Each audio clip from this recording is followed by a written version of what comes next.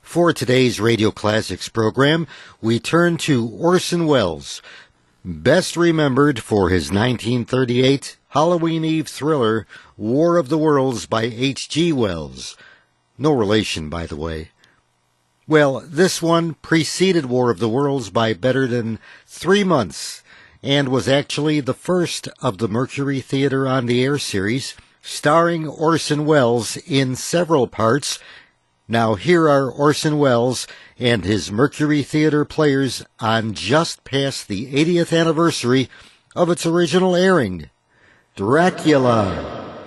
Today's presentation on Radio Classics at theradiodadio.com. The Columbia Network takes pride in presenting Orson Welles in the first production of a unique new summer series by the Mercury Theater on the Air.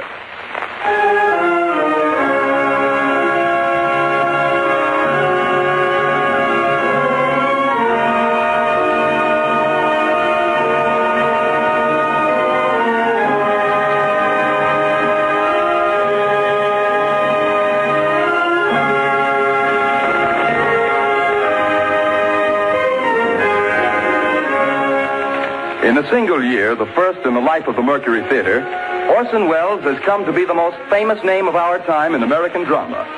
Says Collier's magazine, 23-year-old Orson Welles threw a bombshell into Broadway. Robert Benchley writes in the New Yorker, The production of the Mercury is, I should say, just about perfect. Time magazine declares, The brightest moon that has risen over Broadway in years. Welles should feel at home in the sky, for the sky is the only limit which his ambitions recognize. And finally, the United Press remarked, Meteoric rise of Orson Welles' Mercury Theater continues unabated. With 4 hit shows in its first year, the Mercury might well close its door on a season unparalleled in Broadway history. But Mr. Welles has long been working on a project for a greater audience, the Broadways of the entire United States. The Columbia Network is proud to give Orson Welles the opportunity to bring to the air those same qualities of vitality and imagination that have made him the most talked-of theatrical director in America today. And it is this project which Columbia brings you this summer, the first time in its history that radio has ever extended such an invitation to an entire theatrical institution. But here is Orson Welles himself to tell you about it. The director of the Mercury Theater, the star and producer of these programs, Orson Welles. Good evening.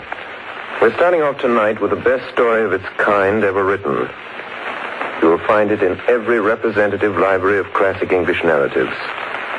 It is Bram Stoker's Dracula. The next time I speak to you, I am Dr. Arthur Seward. George Goulouris plays Jonathan Harker, and Martin Gable plays Dr. Van Helsing. It is Dr. Seward who tells the story, and so for the moment, goodbye, ladies and gentlemen. I'll see you in Transylvania. The Mercury Theater on the Air presents Orson Welles as Count Dracula in his own version of Bram Stoker's great novel, Dracula.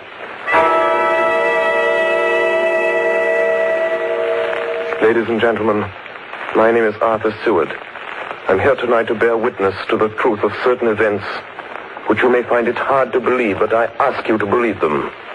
I have here certain documents, telegrams, clippings from the press of the day, memoranda, and letters in various hands.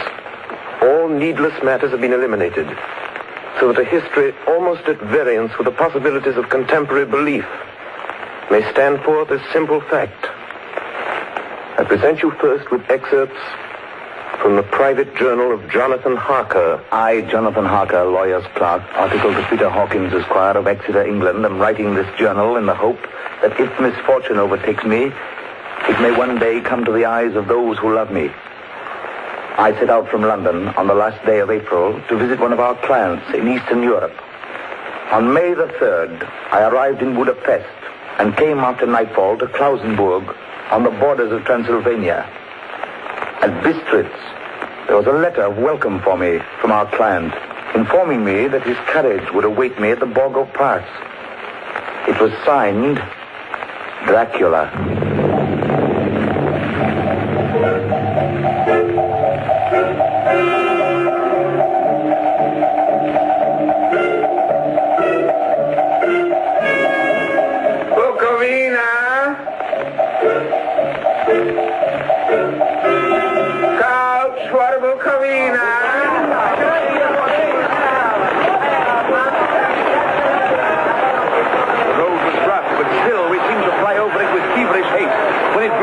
there seemed to be some excitement among the passengers. They kept speaking to the driver and looking at me and urging him on to greater speed. The crazy coach rocked on its great leather strings. The mountains seemed to come nearer to us on either side. Coachman! Coachman! What is it? Where are we? You're nearing your destination, young hare. This is the Borga Pass.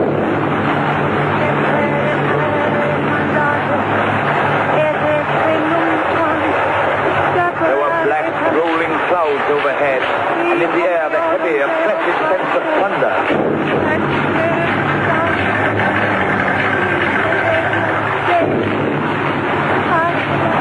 Now, we were through the pass. The young hare is not expected after all.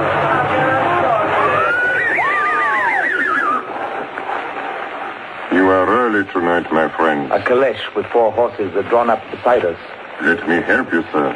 The coachman smiled, and the lamplight fell on a hard-looking mouth with very red lips and sharp-looking teeth as white as ivory. We began to move. I looked back. The coach and its load of passengers had vanished from sight. We swept into the darkness of the pass. I struck a match. It was within a few minutes of midnight. And then a dog began to howl somewhere far down the road. The wind was rising. It moaned and whistled through the rocks, and the branches of the trees clashed together as we swept along. It grew colder and colder still, and fine powdery snow began to fall. The baying of wolves sounded nearer and nearer, as though they were closing round us from every side. We kept on ascending, always ascending. The howling of wolves was growing less.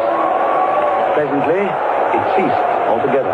And just then, the moon broke through the black clouds. I saw around us a ring of wolves running alongside the carriage. In silence, with white teeth and lolling red tongues, with long sinewy limbs and shaggy hair. Welcome to my house. I must have fallen asleep. The carriage had pulled up in the courtyard of a vast ruined castle. The coachman was nowhere to be seen. Welcome to my house. Come freely, go safely, and leave something of the happiness you bring. Count Dracula? I am Dracula. His face was strong, very strong, aquiline. The mouth, so far as I could see under the heavy mustache, was fixed and rather cruel-looking, with peculiarly sharp white teeth. You're here, Mr. Harker. The wolves?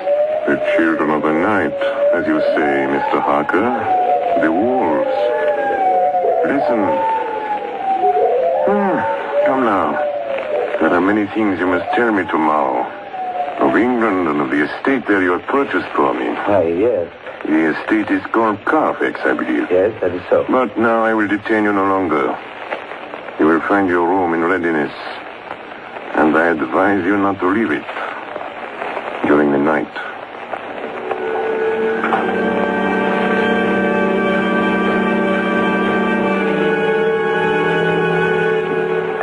This castle is on the very edge of a terrible precipice. A stone falling from the window would fall 1,000 feet without touching anything. I explored. There are doors everywhere, and all of them locked. The door to the great hall, the door to the courtyard, every door in the castle is closed, bolted against me. The castle of Dracula is a prison, and I am a prisoner.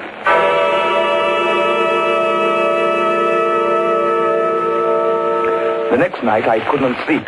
So after a few hours, I got up and, lighting my candle, I placed my shaving mirror on the dressing table and was just beginning to shave. You seem restless, Mr. Harker. I hadn't seen him, although the reflection of the glass covered the whole room behind me. I turned to the glass again. I could see him over my shoulder, but there was no reflection of him in the mirror. It was blank. I started and cut myself on the side of the throat. The blood was trickling down my neck. Count, my mirror! The blood! The blood! Wipe the blood from your face, Mr. Harker. And take care how you cut yourself. It is more dangerous than you think. this country.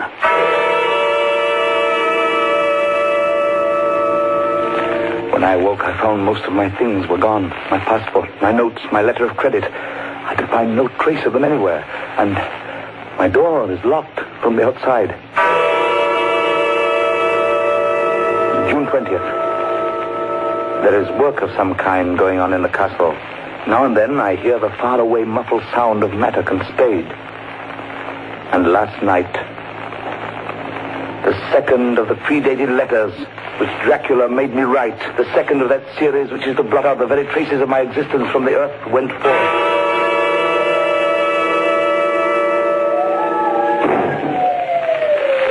Count Dracula. Yes, my young friend. Well, what of me? When am I free? When can I leave this place? Free? Mr. Harker, you're always free. You want to leave? Would you like to leave tonight? Yes, in God's name. My dear young friend, not an hour shall you wait in my house against your will. Come, follow me.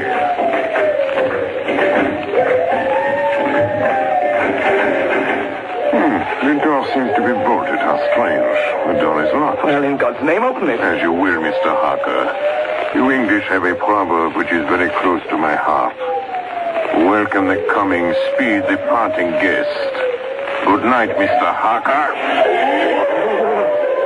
Shut the door! Shut the door! I said you shut the door! Shut! The door is shut, Mr. Harker. I take it you will remain.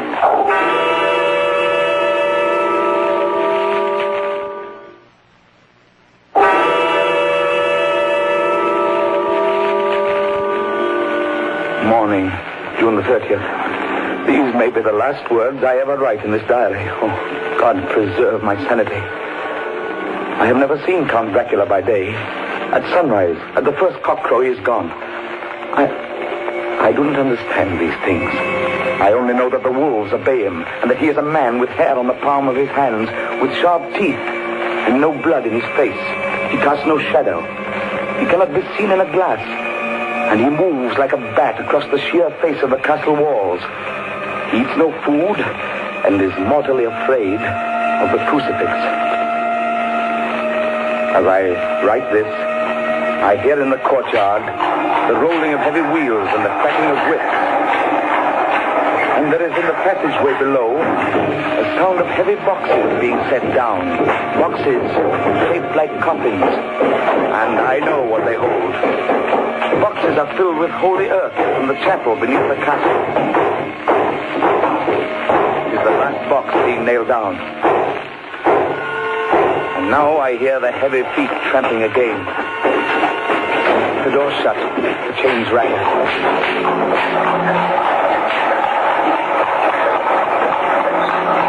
In the courtyard and down the rocky way, the roll of heavy wheels, the crack of whips.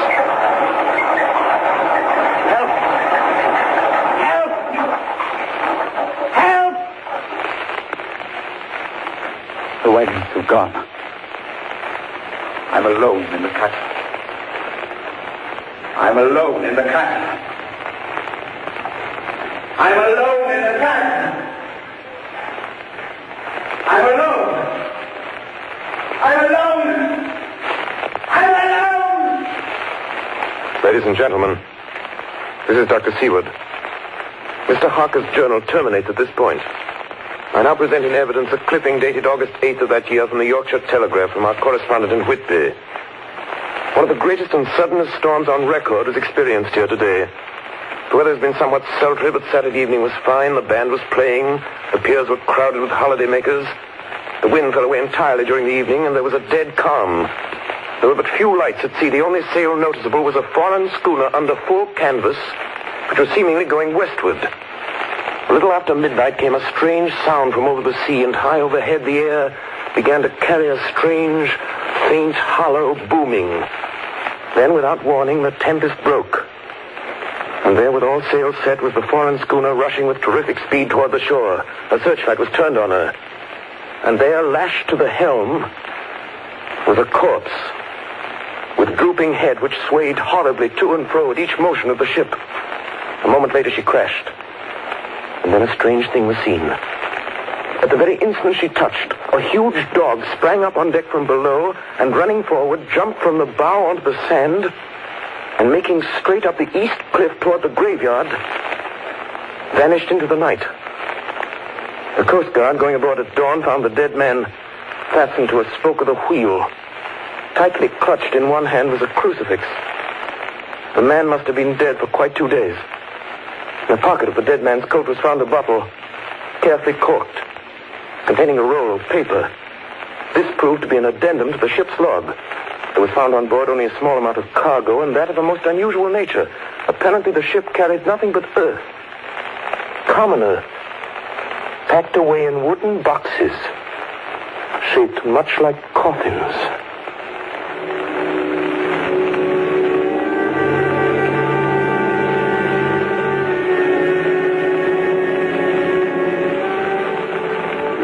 Of the Demeter, July 6th. Finished taking in cargo, a queer cargo, boxes of earth. At noon, set sail, east wind, fresh. Crew, 4 hands, 2 mates, cook, and myself, captain, July 11th. Entered Bosporus. At dark, passed through Dardanelles. Mate reported in morning that one of crew, Balyoden, was missing. Took larboard watch, 8 bells last night. He was relieved by Chalik. Never came to his bunk. Something aboard the ship. No. Don't laugh, Captain. In the rain last night. Oh? A tall, thin man go up companionway and along the deck forward and disappeared. When I go to the bow, no one. And the hatchways all closed. July 22nd. Rough weather last 3 days. All hands busy with sails. No time be frightened. Past Gibraltar and out through straits. All well. July 24th. Last night, another hand was lost. Disappeared. Like Galicia. Leave off watch, midnight. Then we never see him again. What's double watch now? I don't take watch alone no more. Double watch. Double watch. July 29th. Had single watch tonight as crew too tired to double. When morning come... Hey! Hey, below! Banoitin! Banoitin! Is Banoitin below? Banoitin's gone! Banoitin's gone like the others. Like all the others. The mate and I have agreed to go armed henceforth, July 30th. Last night, we are nearing England. Weather fine. All sails set. Captain! Captain! The man in the watch in the stairs was missing! Both missing! Now, only self and mate and 1 hand left to work ship. August 3rd. 2 days of fog and not a sail sighted. At midnight, I went to relieve the man at wheel, and when I got to it, found no one there. It's here! I know it now. I saw it. Like a man, tall and thin and ghastly pale. It was in the bows looking out. I gave it the knife, and my knife went through it. What? Empty as air. What is it? What are you talking about? It's here, and I'll find it. It's in the hold. In one of those boxes of earth. I'll unscrew them one by one and see. And see. He is mad. Stark raving mad. It's no use my trying to stop him. He can't hurt those big boxes. They are invoiced as common earth. I know the secret now. The sea will save me from him. That's all that's left. That's all that's left. August 4th. I am all alone on my ship. And still the fog. I dared not go below. I dared not leave the helm. So here all night I stayed. And in the dimness of the night, I saw it. I saw him. God forgive me, but the mate was right to jump overboard. It was better to die like a sailor in the blue water. But But I am captain, and I must not leave my ship. I shall tie my hands to the wheel when my strength begins to fail, and along with them I shall tie that which it dare not touch, my crucifix. I am growing weaker, and the night is coming on. God and the Blessed Virgin help a poor ignorant soul trying to do his duty.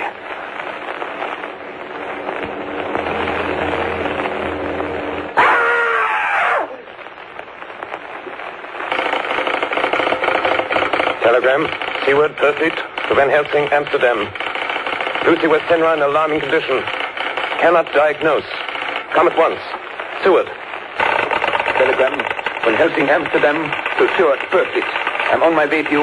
Please arrange the examination immediately my arrival, Van Helsing. Ladies and gentlemen, I must now explain that 6 months before the events recorded here, I had become engaged to a young lady, Lucy Westenra. We were to have been married in the spring. My old teacher, Professor Van Helsing, arrived at 4 the next afternoon. I took him at once to Lucy's house.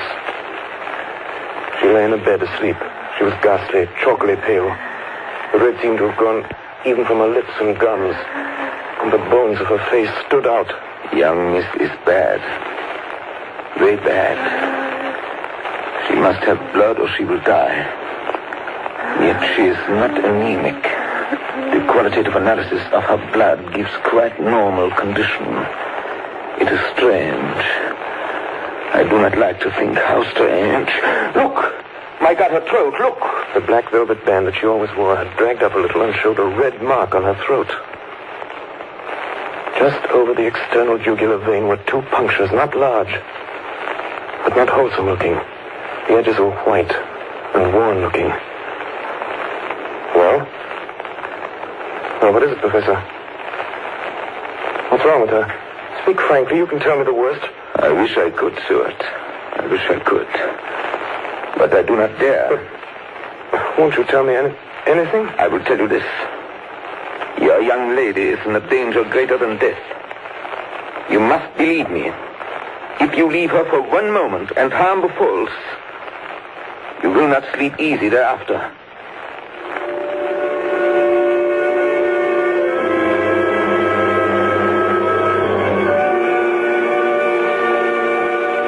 September 8th. I sat up all night with Lucy. Arthur, I'm afraid. Night, dear. You can sleep tonight. I'm here watching you. Nothing can happen. And I promise if any sign of bad dreams, if I see anything, I'll wake you at once. You will? Will you really? Then I'll sleep. I sat all night by her bedside. She did not wake once during the night, although her brows or a bat or something flapped almost angrily against the window panes. September 11th. Still quoting from my private journals. At this time that I received a message from Purfleet. Read 10:20 p.m. St. John's Hospital, serious complications, case 891, your immediate presence, London, imperative. I had no choice. Sometime later, a paper was found among Lucy Westenra's belongings. I write this and leave it to be seen so that no one may by any chance get into trouble through me. I went to bed as usual, taking care that the window was closed, as Dr. Van Helsing had directed. About 2 in the morning, I awakened. I went to the door, called out, "Arthur! Arthur!" There was no answer. Something's broken the window. I'm in the room, alone. I dare not go out. The house seems empty. The air is full of specks, floating, circling in the draught from the window. The light burns blue, dim.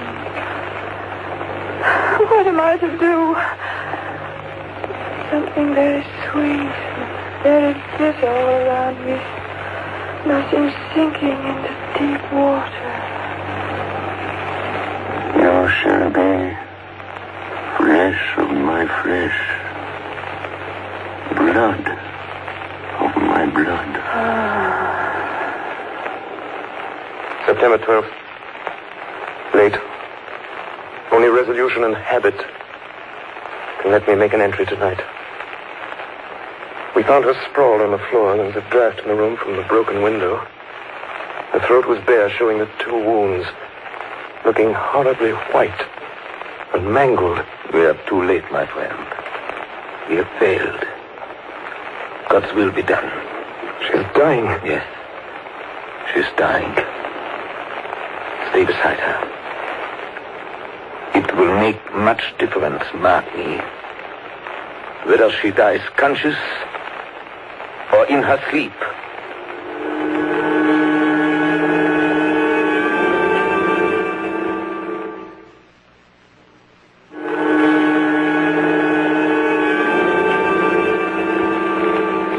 It was late in the afternoon before she opened her eyes. Arthur, oh, my love, I'm so glad you've come. I took her hand and knelt beside her. Her breath came and went like a tired, peaceful child's. And then the light from the setting sun fell on her face, and then, insensibly, a strange change came over her. Her eyes grew suddenly dull and hard. Her breathing was heavy, the mouth opened, and the pale gums drawn back made the teeth look large and sharp. Arthur, oh, my love, I'm so glad you've come. Kiss me. Bend down and kiss me. Not for your life. Not for your living soul and hers. Lucy! She's dead. Poor girl. There's peace for her at last. The end. Not so. It is only the beginning. Wait and see.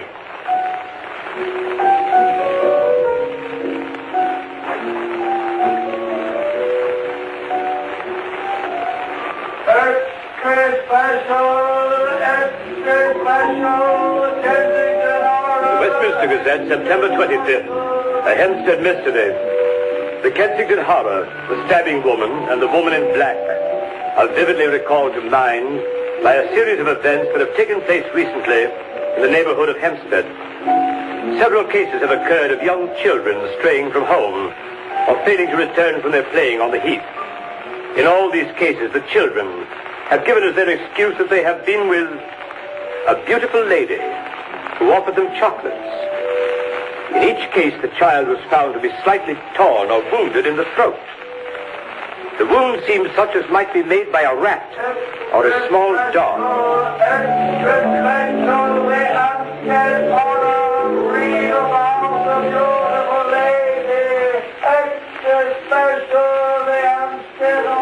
The Hempstead Horror. Another child injured by the beautiful lady. We have just received intelligence that another child missed last night was only discovered late in the morning. It has the same tiny wound in the throat. Well, Stuart, what do you think of that? You mean to tell me, my friend, that you still have no suspicion as to what poor Lucy died of? Nervous prostration, following great loss and waste of blood. And how was the blood lost or wasted? You are a clever man, my friend, and a good doctor. But you do not believe that there are things that you cannot understand. You are wrong, Stuart. Are you aware of all the mysteries of life and death? Can you tell me why in the pampas there are bats that come at night and open the veins of cattle and horses and suck dry those veins?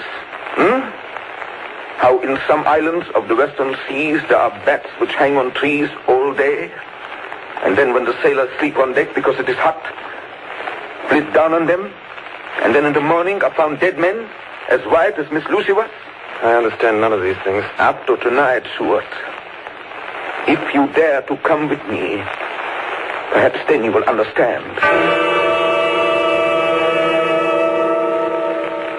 September 29th. Before dawn. Now it is done.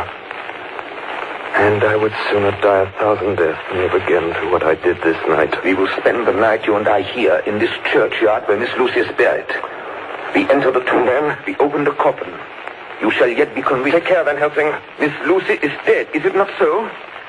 Then there can be no wrong to her, but if she's not dead... With some difficulty, we found the West End tomb. I took up my place behind a yew tree. On one side of the tomb, Van Helsing on the other. I was chilled and frightened. Suddenly, I saw something moving between two yew trees. A dim, white figure which held something at its breast. The figure stopped. I could not see the face, for it was bent down over what I saw to be a fair-haired child. There was a sharp little cry, such as a child gives in sleep, or a dog as it lies before the fire and dreams. Then the thing saw us. She drew back with an angry snarl. The lovely, blood-stained mouth grew to an open square. If ever a face meant death, I saw it at that moment. Then suddenly she turned and vanished in the direction of the tomb. The child is not harmed. We leave him in a safe place where the police find him. There's more to do. Come. Now we were in the tomb. Then in the coffin, the thing lay. Like a nightmare of Lucy, the pointed teeth, the blood-stained mouth. Van Helsing never looked up. From his bag he took out a book, his operating knives, a heavy hammer, and a round wooden stake, some 2 or 3 inches thick, sharpened to a fine point, and hardened over a fire. Stewart! The life of this unhappy woman is just begun. Then she become what you call undead. There comes with the change the curse of immortality. She cannot die, but must go on age after age, adding new victims. Because all that die from the preying of the undead become themselves undead and prey on others. So the circle goes on, ever widening as the ripples from a stone thrown in the water. But if this lady, this undead, be made to rest as true dead, then the soul of the poor lady whom we love shall be again free. Tell me, what am I to do? Take this stake in your left hand, the hammer in your right. Yes. Place the point over the heart. Yes. Then, when I begin the prayer for the dead, in God's name strike. Are you ready? Now, Domine Jesu Christe, Fili de vivi, qui manus tuas ex voluntate Patri.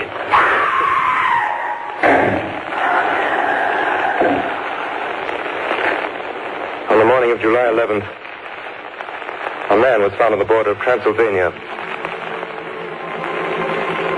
He talked wildly of wolves and boxes of earth and blood, and gave his name as Jonathan Harker. In the hospital of Klausenberg, he improved sufficiently to make possible his removal to England. I'm still quoting from my own personal papers.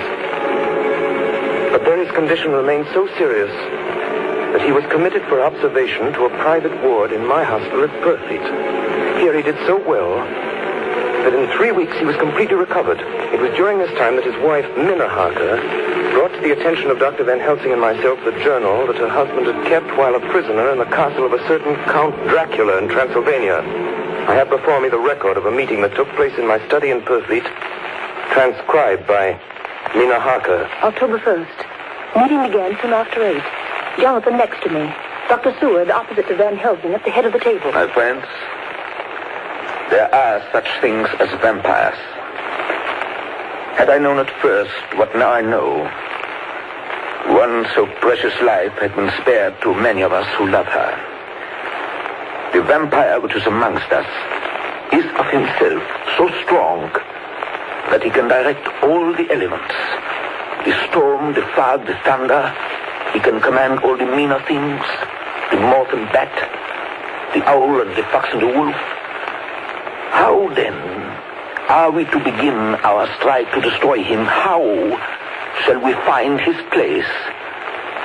And having found it, how can we destroy? My friends, it is a terrible task that we undertake. To fail here is not mere life or death. If we fail, we become as him. Foul things of the night, as him. What do you say? I answer for myself. Count me in. I'm with you. The professor laid a small golden crucifix on the table. We took hands, and our solemn pact was made. My friends, we too are not without strength. The vampire flourishes on the blood of the living. Without this, he cannot live. He throws no shadow. He makes no reflection in a mirror. He can transform himself to a wolf, to a bat. He can come on moonlight rays as elemental dust. He can see in the dark. He can do all these things. Yet he is not free. His power ceases at the coming of the day. Then, until night, he must remain in the shape in which he finds himself, and except in his coffin home, in those earth boxes, he cannot rest.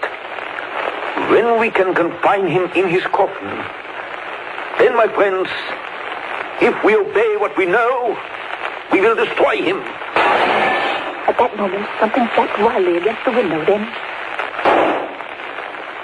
did you hit it? I don't know. we looked out of the window. Against the black sky, we could see nothing. Data in our possession. From the Count's castle in Transylvania to Whitby came 50 boxes of earth. All of these, to our certain knowledge, were delivered at Carfax. Recently, 12 of these boxes have been removed. First step, ascertain whether all the rest remain in the deserted house next door, or whether any more have been removed. We must trace each of these boxes and sterilize the earth with holy water, so that he can no longer seek safety in it. And we must hurry. The events of the next few days are described in Jonathan Harker's journal. October 2nd, 5 a.m. Just returned from the empty house.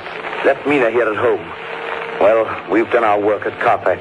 The place was filthy. The air stagnant and foul and alive with rats. We counted the boxes. Only 38 of them. And over each one, the professor went through his same mysterious work. It was dawn when we got back. I found Mina asleep. She looks paler than usual. October 2nd. Soon after they left, I fell asleep. I remember hearing the sudden barking of the dogs. And then there was silence. I got up and looked out of the window. There was a thin streak of white mist moving across the grass along the wall of the house. It dawned on me that the air in the room was heavy and dank and cold. The gaslight came only like a tiny red spark through the fog. I could see through my eyelids. The mist grew thicker and thicker. Then, as I looked, the spark divided and seemed to shine on me through the fog like two red eyes. You shall be flesh of my flesh, blood of my blood, blood of my blood.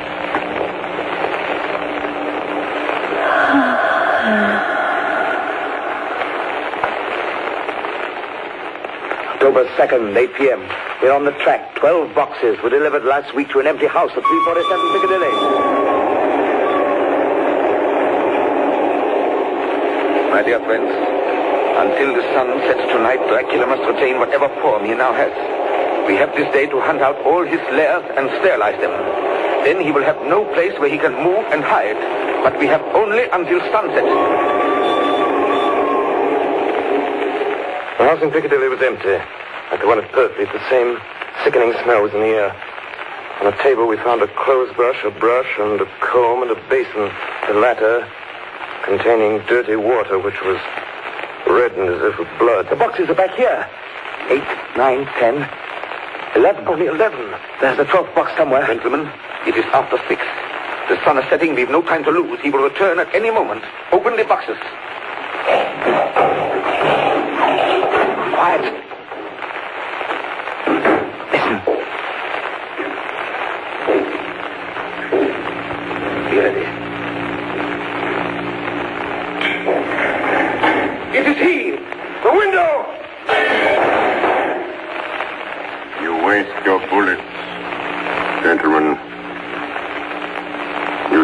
pamper me. You with your pale faces all in a row like sheep in a butcher's. You think you've left me without a place to rest. But I have more. And time is on my side. The one you love is mine already. I have known her. Already my mark is on her throat.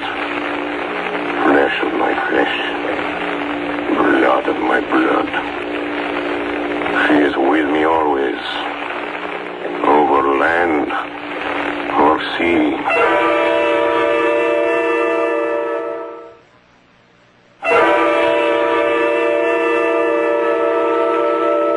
October 4th morning.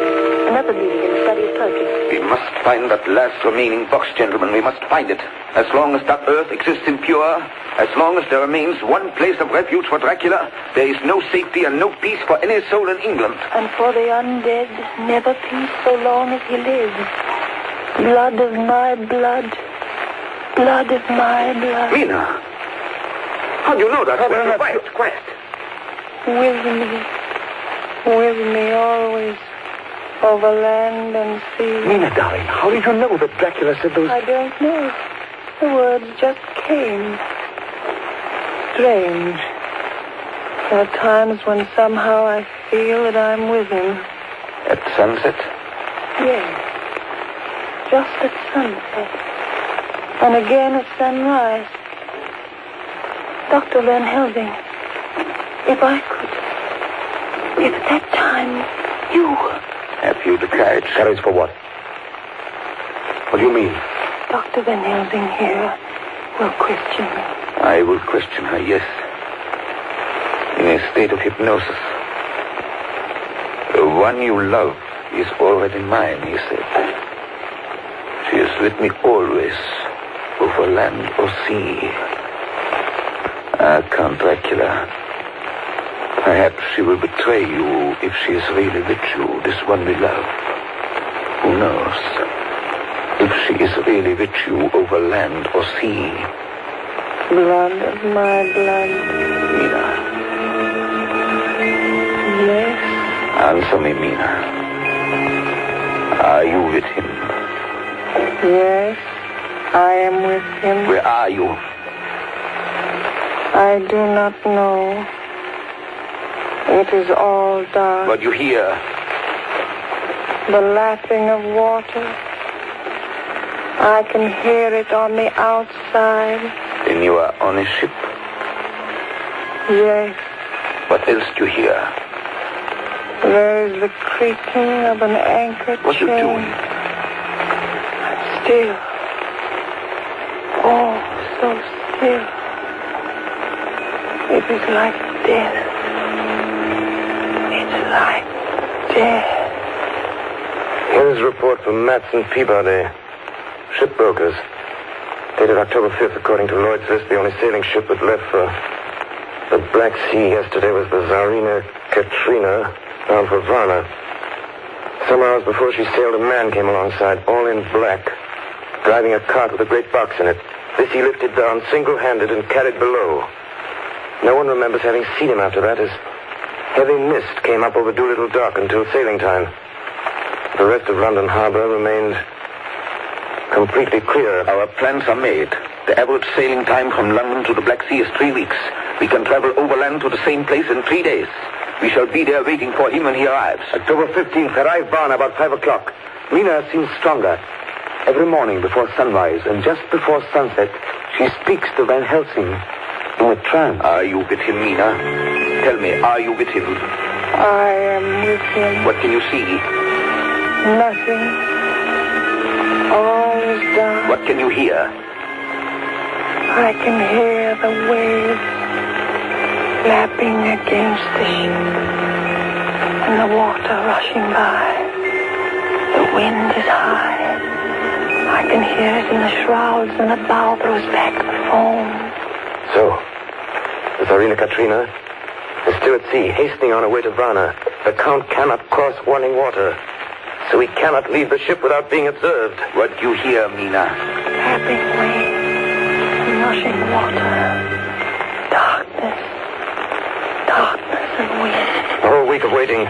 Daily telegrams from Lloyd's. Not yet reported. Not yet reported. Rushing water and creaking mast. Darkness and wind. October 24th. Telegram. Lloyd's, London to Harker. Darina Katrina reported this morning. From Dardanelles. Lloyd's, London to Harker, October 28th. Darina Katrina in heavy fog reported entering Galatz Harbor at 1 o'clock today. Galatz is 38 hours from here, and the first train for Galatz leaves at 6:30 tomorrow morning. My friends, we have lost.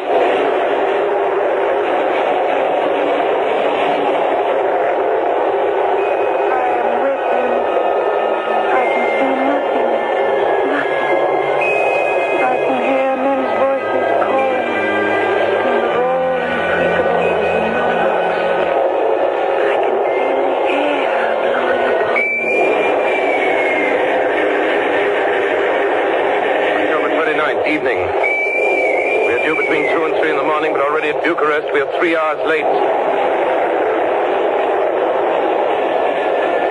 Something's going on. I can see it passing like a cold wind. I can hear far off confused sounds. Men talking in strange tongues. Tears falling water and the howling of wolves.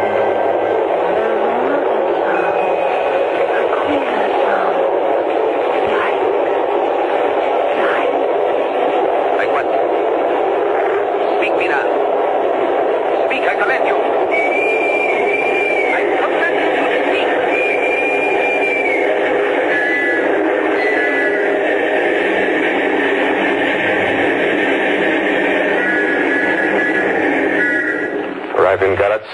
Saw Captain Darina Katrina. A man come aboard with an order an hour before sunup to receive a box for a party by the name of Dracula. That is peppers, all right. Emmanuel Hildesheim, his name was. Mr. Hildesheim? Yes. You went out of the box yesterday. I get the Kylov by order. Kylov. Mr. Kylov? Hey, look. This morning they find him dead inside the churchyard of St. Peter. They find him dead with his throat torn open. October 30th evening, there are 2 ways in which Dracula can get back to his own place. By land or by water. We've examined the map and find the most likely river is the Serra. You and I, Seward, will charter a steam launch and follow him up the river. Van Helsing and Mina will take the train to Veresti, and from there they will From there we shall go in the track where Harker went from District over to Borgo. If you have not caught him before, we shall be awaiting Dracula there.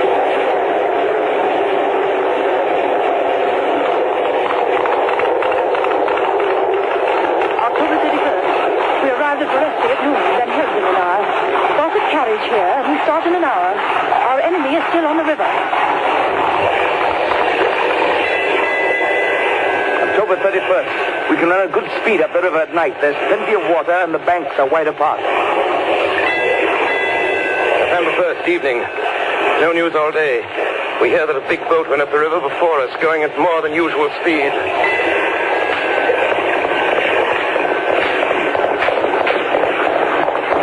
November 4th.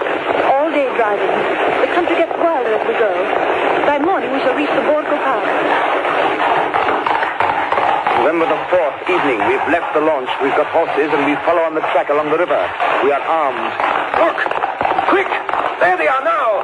Heading west! With the dawn, we could see the Slovaks some miles before us, dashing along the river with their wagons. On it is the great box.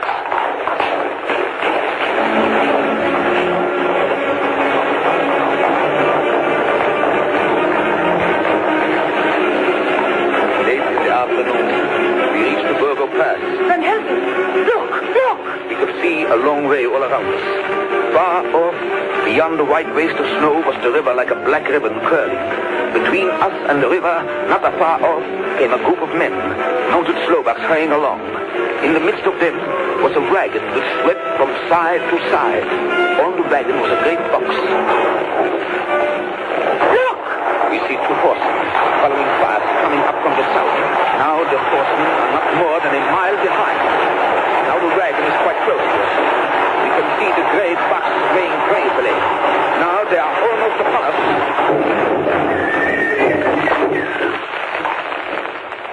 Now has happened a strange thing. The wagon smashed into a great rock bed in the snow, lost its front wheels, and turned over on its side, jammed against a stone. The horses tore loose from their traces and bolted, and the Slovaks scatter and vanish after them. Then silence. Silence like comes after ringing a bell. Look. His face. It is Dracula. Sprawled out stiff and twisted in the smear of his own holy earth. The box, in falling, has emptied the dirt onto the snow. His face is old-looking. The skin is like paper. Dr. Seward, there's no time. Look at the sun. Sunset. In 1 minute there is darkness and he is forever lost to us. Have you the stake of wood and the hammer? Here. Now, Seward, pray for us. Kneel down and pray. Harker, the stake of wood over his heart. Be not afraid, Harker. Do not look into his eyes. The hammer. Now, Harker, strike. Strike!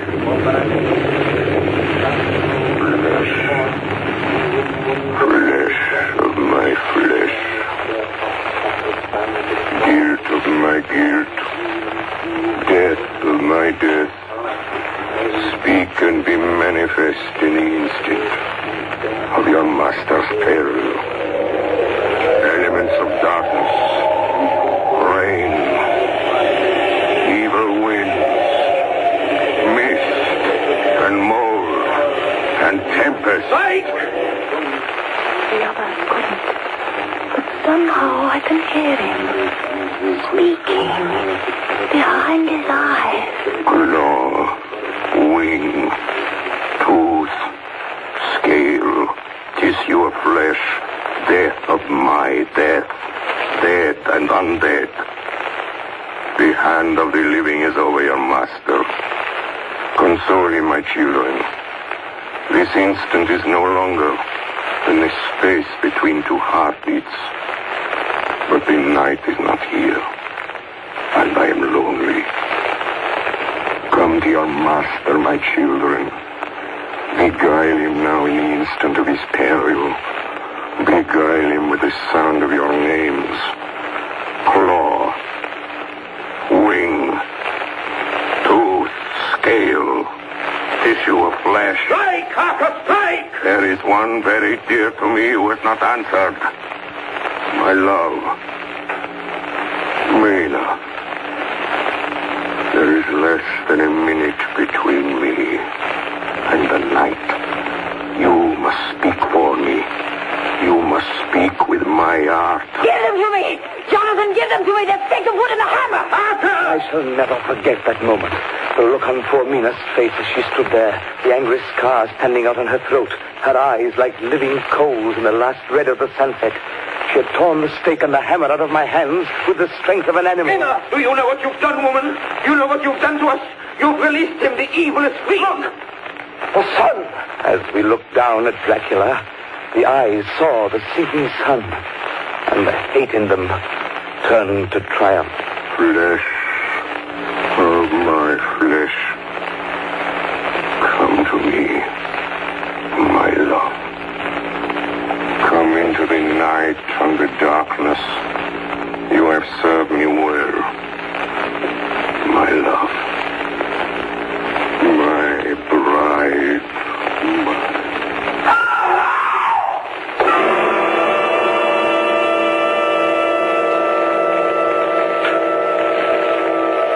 Ladies and gentlemen,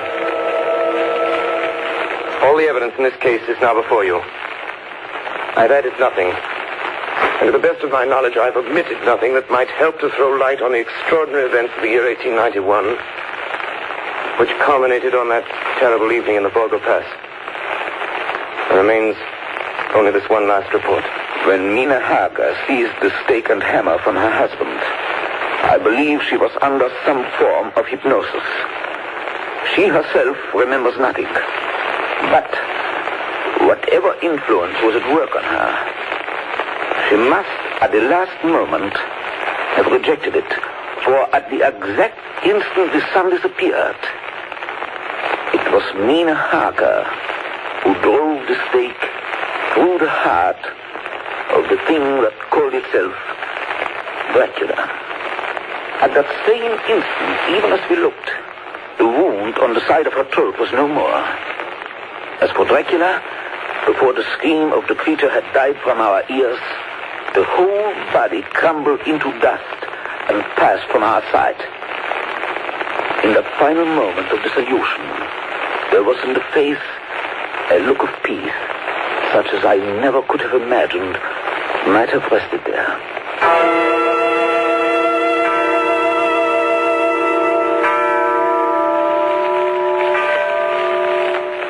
Tonight's production of Dracula by Orson Welles and the Mercury Theater was the first of 9 CBS broadcasts in which this brilliant group will bring to life a series of great narratives. In the cast tonight, Dr. Van Helsing was played by Martin Gable, Jonathan Harker by George Coulouris, Dr. Seward by Orson Welles, the Russian Captain by Ray Collins, the Mate by Carl Swenson, Mina Harker by Agnes Moorhead, Lucy Westenra by Elizabeth Farrar, and Count Dracula by Orson Welles. Bernard Herrmann composed the original music and conducted. Dan Seymour speaking. That's Radio Classics for this time around. Be sure to join me again soon when I'll bring you another episode from those golden days of my favorite medium. And remember, what's old is new again at theradiodaddio.com. I'm Dave Allen.